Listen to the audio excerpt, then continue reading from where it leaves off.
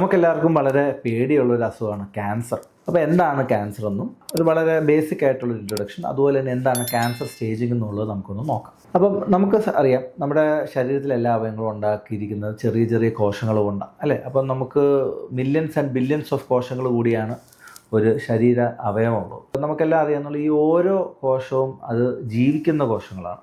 അപ്പം ഈ കോശങ്ങൾക്ക് ഒരു ജീവനുണ്ട്. അത് നമ്മുടെ ശരീരത്തിൽ നിന്നുള്ള ന്യൂട്രിയൻസ് ഉപയോഗിച്ചും അതുപോലെ ഓക്സിജൻ ഉപയോഗിച്ചും അത് ജീവിക്കുന്നു. അതിൻ്റെ അകത്ത് എനർജി ഉണ്ടാക്കുന്നു, അത് എനർജി യൂസ് ചെയ്യുന്നു. അതുപോലെ തന്നെ ഈ എനർജി ഉപയോഗിച്ച് അത് എന്തെങ്കിലും പ്രവർത്തനങ്ങളൊക്കെ ചെയ്യുന്നു. അപ്പം നമ്മുടെ ഈ കോശങ്ങളുടെ അകത്തെല്ലാം പ്രോഗ്രാംഡ് ആണ്. ഈ കോശങ്ങൾ എന്ന് വരെ ജീവിക്കണം, എപ്പം അത് മൾട്ടിപ്ലൈ ചെയ്യണം, എപ്പം വളരണം, അങ്ങനെയൊക്കെ. ഇതെല്ലാം ഒരു കൺട്രോളിലാണ് നിൽക്കുന്നത്. ഇപ്പം ഞാനൊരു എക്സാമ്പിൾ പറയാം. ഇപ്പം നമ്മുടെ കിഡ്നിക്കകത്ത് ഉള്ള കോശത്തിന് നമ്മുടെ ബോഡിക്ക് അറിയാം ഇത് എത്ര നാൾ ഇത് ജീവിക്കും, അല്ലെങ്കിൽ ആ കോശം എപ്പം വളരണം, എപ്പം മരിക്കണം, എപ്പോഴാണ് അത് രണ്ടായിട്ട് സെപ്പറേറ്റ് ചെയ്ത് വളരേണ്ടത്, അങ്ങനെയുള്ള എല്ലാ കാര്യങ്ങളും അറിയാം. ഇതില്ലെങ്കിൽ എന്ത് പറ്റുമെന്ന് വെച്ചാൽ, ഇപ്പോൾ ഒരു കോശങ്ങൾ അത് അൺകൺട്രോൾഡ് ആയിട്ട് വളരാൻ തുടങ്ങിക്കഴിഞ്ഞാൽ നമ്മുടെ കിഡ്നിയുടെ വലിപ്പം കൂടിക്കൂടി വരും. അപ്പം നമ്മുടെ ഒരു നോർമലായിട്ട് വരേണ്ട ഒരാൾക്ക് ഒരു കിഡ്നിയുടെ വലിപ്പത്തെക്കാളും അതിങ്ങനെ അൺകൺട്രോൾഡ് ആയിട്ട് വലുതായിക്കൊണ്ടേയിരിക്കും, അല്ലേ? അപ്പം അങ്ങനെ വരാതിരിക്കാൻ വേണ്ടി ഇതിൻ്റെ വളർച്ച ഉൾപ്പെടെ എല്ലാ കാര്യവും നമ്മുടെ ടൈറ്റ് കൺട്രോളാണ് ബോഡിയുടെ. അപ്പോൾ അത് അനധികൃതമായിട്ട് വളരുകയോ അല്ലെങ്കിൽ സ്പ്രെഡ് ചെയ്യുകയോ അല്ലെങ്കിൽ അത് വലുതാവുകയോ ഒന്നും ചെയ്യത്തില്ല. ക്യാൻസറിൽ വളരെ ലഘുവായിട്ട് പറഞ്ഞാൽ എന്ത് പറ്റുമെന്ന് വെച്ചാൽ, ഈ ചില സെൽസ് അത് സ്വന്തമായിട്ട് ചിന്തിക്കാൻ തുടങ്ങും.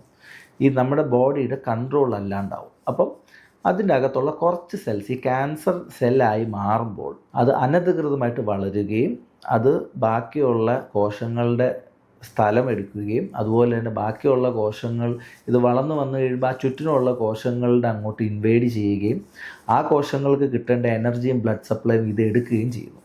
അതുകൂടാതെ അതിൻ്റെ അകത്ത് കാണുന്നതെന്ന് പറഞ്ഞു കഴിഞ്ഞാൽ, ഈ ക്യാൻസറസ് ആയിട്ടുള്ള ഈ അനധികൃതമായിട്ട് വളർച്ച വരുന്ന കോശങ്ങളിൽ എന്താ പ്രത്യേകത എന്ന് വെച്ചാൽ, അതിനൊരു സ്ഥലത്ത് പറ്റി പിടിച്ചിരിക്കാൻ പറ്റത്തില്ല.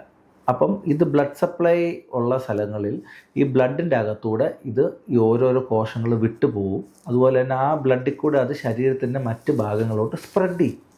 അതാണ് ഈ ക്യാൻസർ സ്പ്രെഡ് എന്ന് പറയുന്നത്. അതുകൂടാതെ നമുക്ക് ഒരു എക്സാമ്പിൾ ഞാൻ പറഞ്ഞു, ഇപ്പോൾ നമ്മുടെ കിഡ്നിക്കകത്താണെങ്കിൽ നമ്മുടെ ആ കിഡ്നിയിൽ നമ്മുടെ ബ്ലഡിൻ്റെ അകത്തുള്ള വേസ്റ്റ് എടുത്ത് കളയുക എന്നുള്ളതാണ് ഈ ഓരോ കോശത്തിൻ്റെ പ്രവൃത്തി. ഈ ക്യാൻസറസ് ആയി മാറുമ്പം ഈ കോശത്തിൻ്റെ ഒരു പ്രത്യേകത എന്ന് വെച്ചാൽ, ഇതിന് ശരിക്കും എന്ത് പ്രവൃത്തിയായിരുന്നു അത് ചെയ്യേണ്ടത്, അത് ചെയ്യാനുള്ള അതിൻ്റെ ശേഷിയും നഷ്ടപ്പെടും.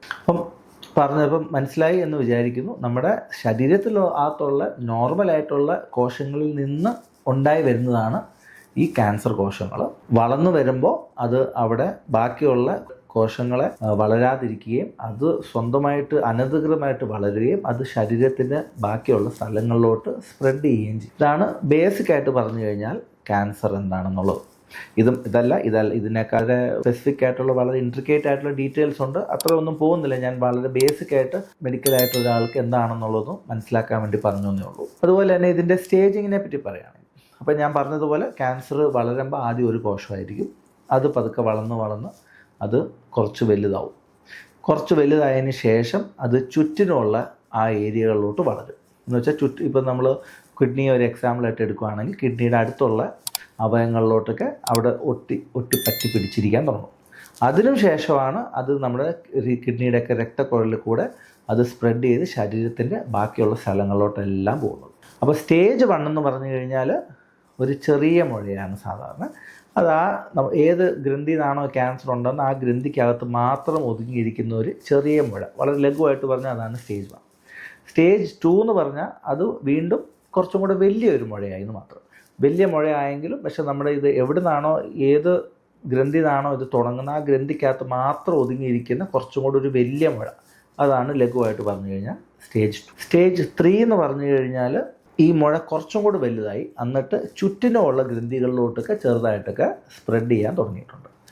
അപ്പം ഇതിൻ്റെ ഒരു പ്രത്യേകത എന്ന് വെച്ചാൽ, ഇത് ശരീരത്തിൻ്റെ ബാക്കിയുള്ള സ്ഥലങ്ങളിലോട്ടൊന്നും പോയിട്ടില്ല. നമ്മുടെ ഏത് ഗ്രന്ഥിയിൽ നിന്നാണോ വന്നത് അതിൻ്റെ ചുറ്റിനുള്ള ഭാഗങ്ങളിൽ മാത്രമായിട്ടുണ്ട്. അപ്പം ഈ മിക്കവാറും ഈ സ്റ്റേജ് 3 വരെയാണ് ഇത് നമുക്ക് കംപ്ലീറ്റ്ലി ക്യൂർ ചെയ്യാൻ പറ്റണം. പിന്നെ ഏറ്റവും ലാസ്റ്റ് സ്റ്റേജാണ് സ്റ്റേജ് 4. അതിൽ നമ്മൾ കാണുന്നത് വെച്ചാൽ ഇത് വളർന്ന് ഇത് നമ്മുടെ രക്തക്കുഴലിലൂടെയൊക്കെ ശരീരത്തിൻ്റെ നാനാ ഭാഗങ്ങളിലോട്ട് സ്പ്രെഡ് ആയിരിക്കും. അപ്പം ഇത് ഉണ്ടായിരിക്കുന്നത് ഏത് ഗ്രന്ഥിയിൽ നിന്നാവാം, പക്ഷേ ഇതിൻ്റെ ഡിപ്പോസിറ്റ്സ്, ഇതിൻ്റെ ഓരോ കോശങ്ങൾ ശരീരത്തിൻ്റെ പല ഭാഗങ്ങളിലും കാണും. അതാണ് സ്റ്റേജ് 4. അത് ഓരോ ക്യാൻസറിനും നമുക്ക് ജനറലൈസ് ചെയ്യാൻ പറ്റത്തില്ല, പക്ഷെ മിക്ക ക്യാൻസറിലും സ്റ്റേജ് 4 ആയിക്കഴിഞ്ഞാൽ നമുക്കത് ട്രീറ്റ് ചെയ്യാൻ പോസിബിലിറ്റി കുറവാണ്, ഡിഫിക്കൽട്ടായിരിക്കും. അത് ഓരോരോ ക്യാൻസറിൻ്റെ ഏതാണോ ഒറിജിൻ ഓഫ് ദ ക്യാൻസർ, അതുപോലെ തന്നെ ഏത് ടൈപ്പ് ക്യാൻസറാണ്, അതൊക്കെ അനുസരിച്ച് വ്യത്യാസങ്ങളുണ്ട്. ഞാൻ വളരെ ബേസിക് ആയിട്ട് ജനറലൈസ്ഡ് ആയിട്ടുള്ള ഒരു കാര്യങ്ങൾ പറഞ്ഞു. അപ്പം ബേസിക് ആയിട്ട് ക്യാൻസർ എന്താണെന്നും അതിൻ്റെ സ്റ്റേജിങ് എന്താണെന്നും എല്ലാവർക്കും മനസ്സിലായെന്ന് പ്രതീക്ഷിക്കുന്നു.